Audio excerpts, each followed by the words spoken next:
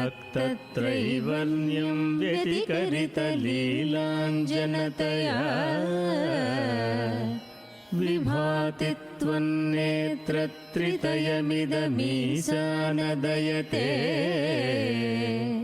पुनः स्रष्टुं देवान् द्रुहिणहरिरुद्रानुपरतान् रजसत्वं बिभ्रत्तमयिति गुणानां त्रयमिव. 27వ అధ్యాయం పంచదేవ్ పహాడ్లో మా అనుభవాలు. మైలారులు వీరముష్టులు. శ్రీపాదులు మమ్మల్ని రెల్లుగడ్డితో పంచదేవ్ పహాడులో గృహ నిర్మాణం చేయమని ఆదేశించారు. కాని దానికి స్థలం కావాలి. మాకేమో ఆ ప్రదేశం పరిచితమే కాదు. ఏం చేయాలో తెలియక అటూ ఇటూ తిరుగుతూ ఒక పొలం దగ్గరికి వచ్చాము. పొలం యజమాని అక్కడ గోశాల నిర్మిస్తున్నారు. మధ్యాహ్నం అవడంతో మేము ఆకలితో ఉన్నాం. ఆ యజమాని మమ్మల్ని సాదరంగా భోజనానికి పిలిచారు.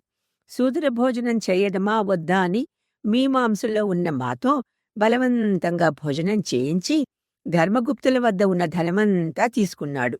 ఇంతలో అక్కడికి మైలారులు వీరముష్టులు వచ్చారు.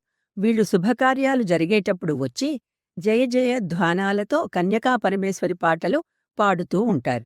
ఇందులో వీరముష్టులు విష్ణువర్ధన మహారాజు సైనికులే. వృద్ధుడు వివాహితుడు అయిన తమ రాజు వాసవిని వివాహం చేసుకోవాలి అనుకోవటం ఎంత అనుచితమో తెలిసిన కొందరు సైనికులు వాసవీమాత భక్తులై విష్ణువర్ధనుని సైనికులతో పోరాడారు. వాళ్లు తమ ధన మాన ప్రాణాలను పణం పెట్టి పోరాడి ఉండటం వల్ల వైశ్యులు వీరిని సత్కరిస్తూ ఉంటారు. పంటకాపు వీళ్లకి కూడా భోజనాలు పెట్టించారు. మేమందరం కలిసి గోశాలను నిర్మించాం. మాకు సాయంత్రం కూడా భోజనం పెట్టిన తరువాత మమ్మల్ని ఆ రాత్రికి అక్కడే పరుండమని చెప్పి వాళ్లంతా వెళ్ళిపోయారు. వాసవీమాత జన్మదినం. ఉదయాన్నే లేచి చూసినప్పుడు గోశాలలో గోవులు ఎడ్లు లేకపోగా చుట్టుపక్కల పంటకాపులు మా వద్దకు వచ్చి ఈ పొలం ఎంతకు కొన్నారు అని మమ్మల్ని ప్రశ్నించారు. మేము జరిగిన సంఘటన యథాతథంగా చెప్పితే మేము వెర్రివాళ్లం అన్నట్లు చూశారు.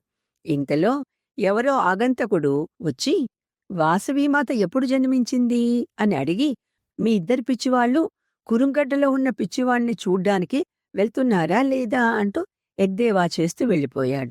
ఈ మాటలతో మాకు ఆ రోజు శుక్రవారమని వాసవీమాత జన్మదినమని స్ఫురణకు వచ్చి త్వరగా బయలుదేరి పడవ ఎక్కాం. మా దగ్గర డబ్బు లేకపోవటంతో పడవవాడు మమ్మల్ని గద్దించి ధర్మగుప్తుల ఉంగరం లాక్కున్నాడు. అది రుసుం కింద జమ కడతాడేమోలే అని అనుకున్నాం. కాని దానిని కృష్ణలో విసిరివేశాడు. నిన్నటి నుండి అప్పటి వరకు జరిగిన సంఘటనలు అన్నీ విచిత్రంగా ఉండటంతో ఆశ్చర్యపడుతూనే మేము శ్రీపాదుల సన్నిధికి చేరాం. వారు గృహ నిర్మాణం జరిగిందా అని ప్రశ్నించారు. మేము జరిగిందంతా యథాతథంగా చెప్పాం. దానికి వారు ఆ పంటకాపు వాసవీ సోదరుడైన విరూపాక్షుడని, గోసంపద అంతా కుసుమశ్రేష్ఠి ఇంట ఒకప్పుడు ఉన్న గోవులే అని, మైలారులు వీరమిష్టులు కూడా ఆనాటి వారే అని, వారందరితో పాటుగా అటువంటి మహత్తర పుణ్యకార్యంలో పాలు పంచుకోవటం మా అదృష్టమని తెలిపారు. మమ్మల్ని గద్దించిన ఆగంతకుడు పడవవాడు కూడా తానే అని తెలియచెప్పారు. ఈ మాయామానుష శ్రీపాద శ్రీవల్లభ రూపం కలియుగాంతంలో శ్రీ పద్మావతి వెంకటేశ్వరుని రూపంగా మారుతుంది. సమస్తమూ నా కరస్థమే అని తెలుసుకున్నవారు ధన్యులు. ఇది శ్రీచరణులు మాకు ఇచ్చిన అమూల్యమైన ఆనాటి బోధ. శ్రీపాదరాజం శరణం ప్రపద్యే. పవిత్రీకర్తుం నః పశుపతి పరాధీన హృదయే దయామిత్రైనేత్రైరరుణధవళశ్యామరుచిభిః నదస్సోణి గంగాతపనతనయేతి ధ్రువమయం త్రయాణాం తీర్థానాముపనయసి సంభేదమనఘం.